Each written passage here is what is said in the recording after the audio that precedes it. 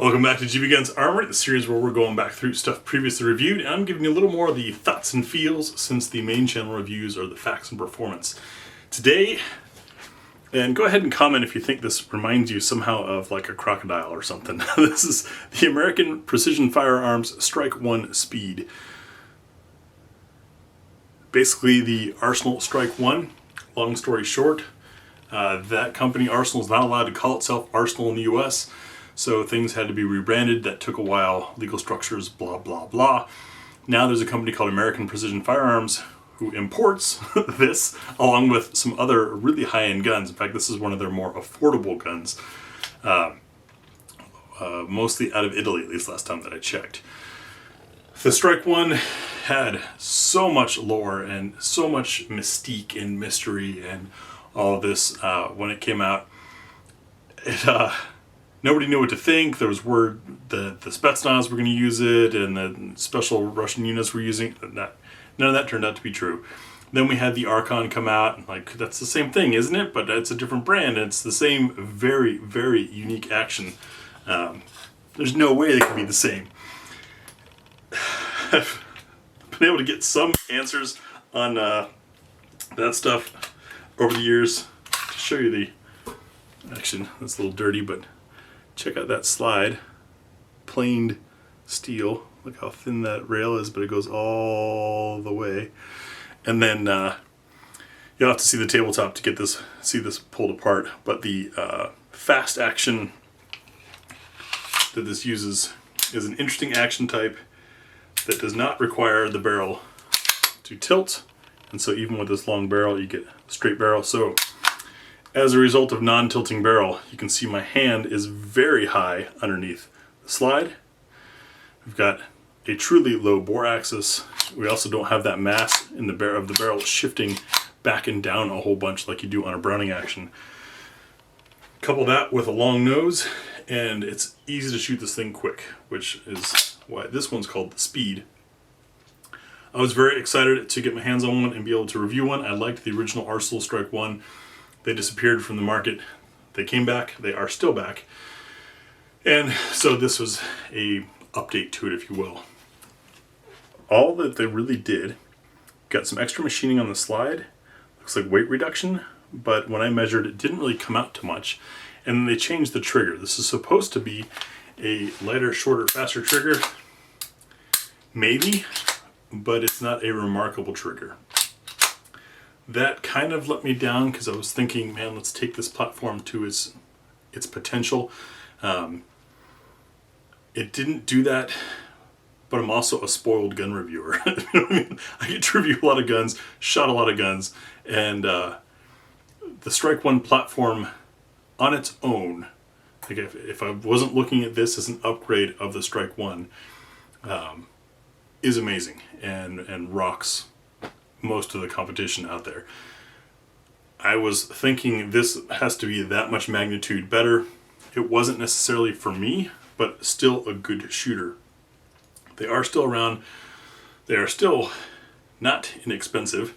And now Archon is allegedly coming back to the US through PTR. I'm curious about that. I was supposed to link up with them at IWA in Europe a month ago or so when T and I went. We had an appointment set up. I somehow put that appointment in my calendar for the wrong date. And so on the day when we were supposed to go to a private range and have all this experience with the new Archon, we were nowhere near that, unable to make it. And the Archon folk seemed a little bit irritated by that, understandably. My apologies. Somehow I don't know if it was a time zone thing or what, but my day was clear on the day that I was supposed to be at that range. So we missed that opportunity. The good news is we don't have to wait for them because American Precision Firearms, APF, is bringing in the Strike 1s. You can get them also the Ergal, which has an aluminum frame. That costs significantly more. I'm curious how much, if at all, nicer it is. Aluminum and polymer don't have a whole lot of weight difference between the two, surprisingly. Polymer is just cheaper to do deal with and machine and make, because it's not machined, it's poured into a mold. The molds are expensive, but once you've got the mold, if you can crank out a high enough volume of stuff, it gets to be very cheap to make a gun, whereas the aluminum's got to be machined. That's where the cost comes in. However, having shot guns that are both polymer and metal framed but the same model of gun, I can tell you there's something different about the way a metal gun feels. To me, they develop a warmth. Now that's probably just temperature, because hand touching something is going to change it. And oddly, I find the recoil cleaner, maybe is a way to say it. You know, polymer flexes a little. That's one of the joys of things. So theoretically, a polymer frame gun should be absorbing some of the recoil that you would otherwise be feeling, whereas an aluminum or steel frame is not going to want to do that. The aluminum might want to bend or break. Who knows? Fortunately, there's not enough force in the cycling of a slide to do that on most guns. But even though the recoil theoretically should be more abrupt and less pleasant in a metal frame gun, there's something nice about the way they handle. I have not reviewed a Strike 1 Ergal, so unfortunately I can't speak to that. But this thing was certainly nice, and with that long snout, it's got to be this dip here that's doing it to me. That makes me see like an alligator, like the prehistoric kind, you know, the ones with the really long, skinny, according to the drawings, noses. Aside from all of that, if you're looking for something to take to the range, that's one of those that every time you pull it out, people are like, what is that? Can I try it? This is certainly one of those. And it's beautifully made and a nice shooter. I'm just not sure if...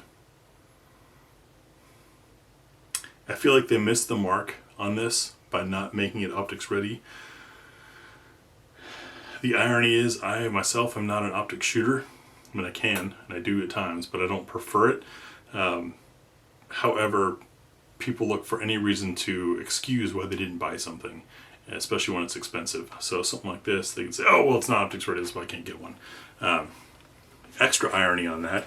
And maybe there's not enough depth in the slide to be able to have screws go down into it and hold it with enough bite. But you see how tiny the ejection port is and how forward it is of everything back here.